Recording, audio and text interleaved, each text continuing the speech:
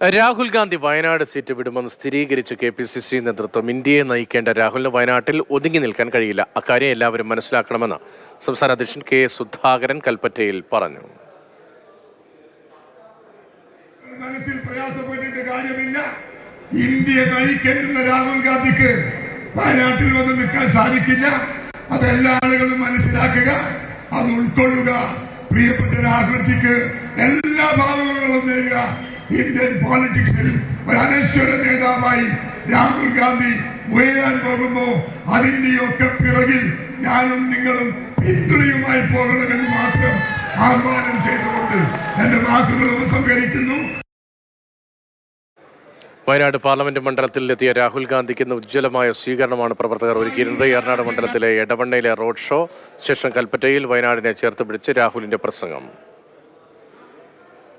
The people of Wayanad supported me throughout the last 5 years.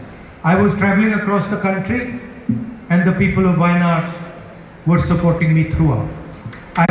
I was being interrogated by the ED for 55 hours. The people of Wayanad were supporting me throughout. The BJP gave me a jail sentence,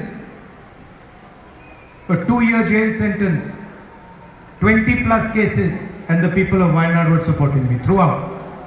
Throughout this period, you have supported me with your love, affection, and support.